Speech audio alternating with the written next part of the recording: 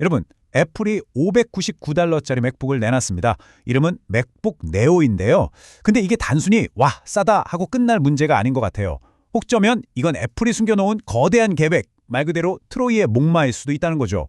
오늘 그 안에 뭐가 숨어 있는지 한번 제대로 파헤쳐보겠습니다. 자, 먼저 이 그래프 좀 보실까요? 이게 진짜 재미있는 부분인데요. 여기 파란 선, 이게 뭐냐면 디램이나 낸드 플래시 같은 메모리 부품 가격이요. 계속 오르고 있죠. 그런데 빨간 선, 그러니까 애플 기기에 들어가는 메모리 1기가당 가격은 오히려 계속 떨어지고 있어요. 이상하죠?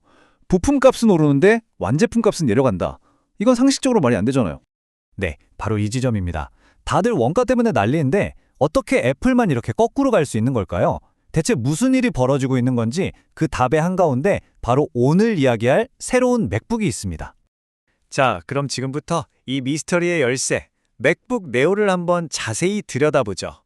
바로 이겁니다. 맥북 네오. 애플이 처음으로 정말 본격적으로 예산이 좀 빠듯한 사용자들, 특히 학생들을 겨냥해서 내놓은 새로운 보급형 노트북이죠. 그리고 가격 보세요. $599. 와, 아니 새로운 맥북이 $1000 밑으로 내려온 것만 해도 진짜 큰일인데 $599라니요? 이건 뭐 파격적이라는 말밖에는 할 말이 없네요. 아니, 그럼 이 가격이 어떻게 가능했을까요? 애플은 여기서 전략적 집중과 전략적 포기라는 아주 명확한 원칙을 적용했어요. 이게 무슨 말이냐면 사용자들이 이건 꼭 있어야 해 하는 핵심 기능에는 힘을 빡 주고 이건 없어도 괜찮지 싶은 것들은 과감하게 빼버렸다는 거죠. 좋아요. 그럼 구체적으로 $599라는 가격을 위해서 우리가 뭘 얻고 또 뭘 포기해야 하는지 한번 까놓고 살펴보겠습니다. 이 표를 보시면 한눈에 들어오죠? 가격은 거의 반값인데 와, 정말 많은 게 달라졌습니다. 컴퓨터의 심장인 프로세서부터 시작해서 메모리 대역부, 그리고 우리가 직접 보고 듣는 디스플레이, 스피커, 마이크 개수, 연결 포트까지 가격을 맞추기 위해서 정말 많은 부분에서 타협을 했다는 게 보입니다. 자, 먼저 뇌에 해당하는 프로세서부터 볼게요. 맥북 네오에 들어간 18 프로는 원래 아이폰에 들어가던 칩이에요.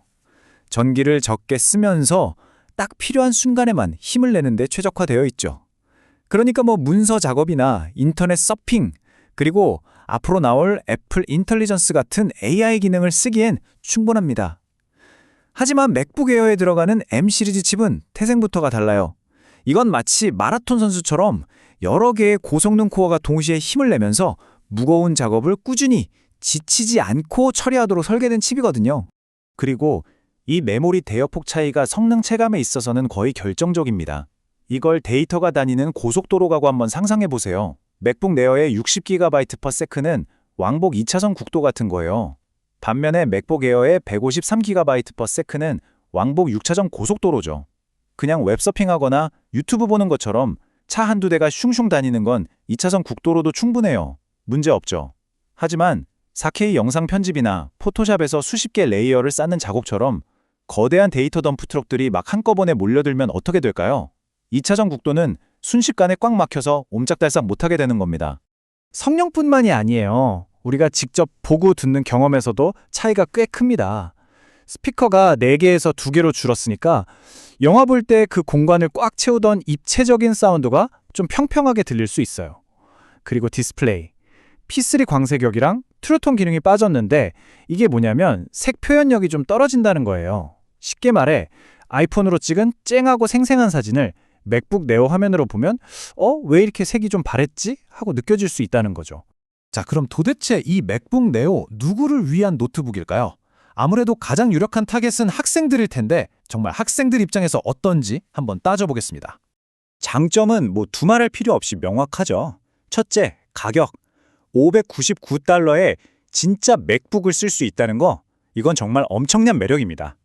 그리고 레퍼트 쓰고 인터넷 강의 듣고 자료 찾는 그런 일반적인 공부 용도로는 성능이 차고 넘쳐요.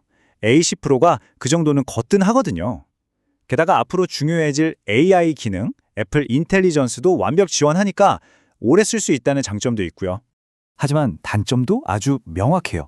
특히 영상이나 디자인, 건축처럼 좀 전문적인 프로그램을 써야 하는 전공의 학생이라면 금방 한계에 부딪힐 가능성이 아주 높습니다. 아까 말씀드린 그 조문 데이터 고속도로, 즉 메모리 대역폭이랑 프로세서 성능 때문에요. 또 썬더볼트 포트가 없다는 것도 큰 파일을 자주 옮겨야 하는 학생들한테는 꽤 답답할 수 있는 부분이고요. 그러니까 이런 상황을 상상해 볼 수 있는 거죠. 와, 리포트 쓸 때는 진짜 빠르고 좋은데 영상 편집까지 하려고 4K 파일 불러오니까 갑자기 버벅거리네?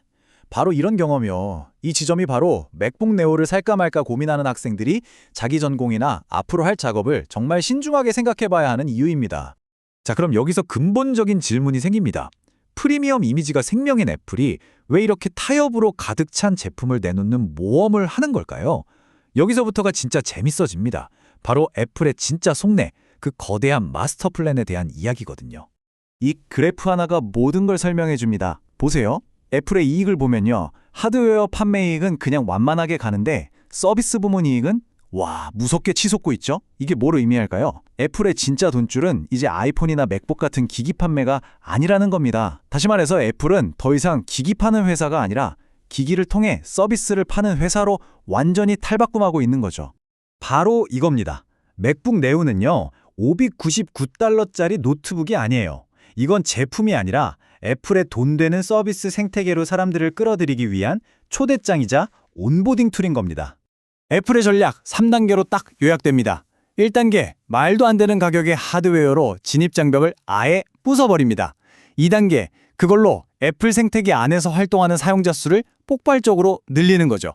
그리고 마지막 3단계, 그렇게 모인 어마어마한 사람들에게 아이클라우드, 애플뮤직 같은 구독 서비스를 팔아서 계속 꾸준히 돈을 버는 겁니다.